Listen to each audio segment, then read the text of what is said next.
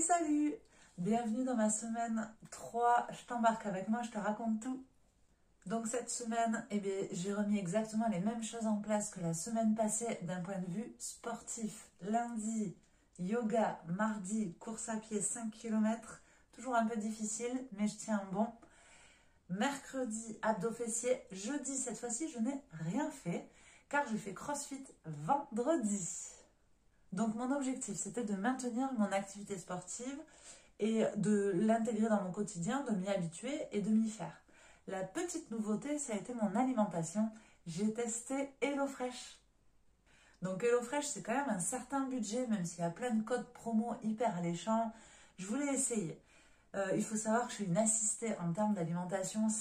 J'adore manger, j'aime tout, mais je n'ai pas appris à aimer cuisiner.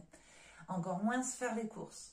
Donc HelloFresh pour moi, c'est plutôt pas mal parce que je choisis mes recettes. Tous les ingrédients sont livrés à la maison et j'ai plus qu'à cuisiner. Ça m'a permis de cuisiner au studio quand je travaille, de faire d'autres plats à la maison et des Tupperware pour les dispatcher sur tous mes repas de la semaine, plus les repas de la famille et tout ça. Donc au final, cette semaine, j'ai fait 0 écart et je suis hyper fière de moi. Je vous avoue que c'est pas toujours facile. Il y a les Mars qui traînent là de mon fils. J'ai eu envie de taper dedans, mais j'ai réussi à résister. Je suis fière de moi aussi pour ça. Et puis en fait, il faut me réacclimater avec ma sensation de faim. En fait, avant, je mangeais assez régulièrement et c'est beaucoup une alimentation émotionnelle. Là, je rentre dans une alimentation plutôt raisonnée. Je me fais plaisir, mais j'essaie de raisonner. Est-ce que j'ai juste envie de manger ou est-ce que j'ai réellement faim? Et comme je l'ai dit dans une autre vidéo, est-ce que j'aurais pas soif? Donc j'arrive à prendre un peu de recul sur cet appel de la faim, l'appel du repas, de la bouffe, et de m'écouter, d'analyser un peu mes besoins. De me dire aussi peut-être que mon repas précédent n'était pas assez copieux pour que j'ai déjà faim. Il est 16h32 et j'ai déjà faim. Enfin voilà.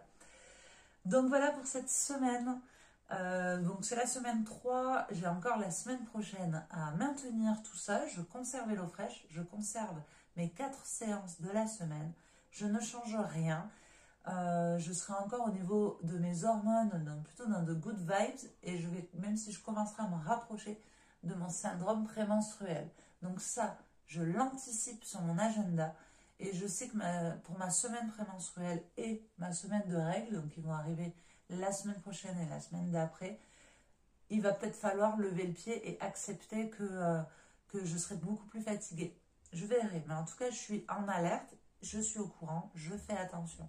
Pareil pour l'alimentation, on le sait toutes, en plein syndrome prémenstruel et menstruation, n'en parlons pas.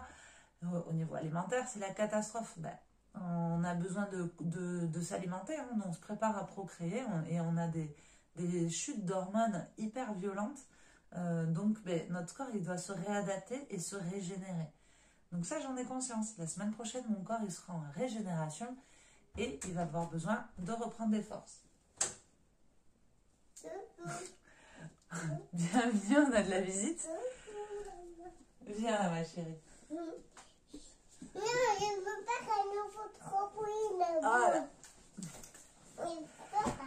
Donc on a eu de la visite. Bon, pendant la vidéo, on va faire avec, je vais devoir vous laisser. Et suite au prochain épisode, on verra comment ça se passe. Dites-moi vous, comment vous traversez tout ça. Et je suis hyper contente de partager ça avec vous. Ça me motive, ça me permet de ne rien lâcher. Et je vous embrasse, je vais jouer mon rôle de maman.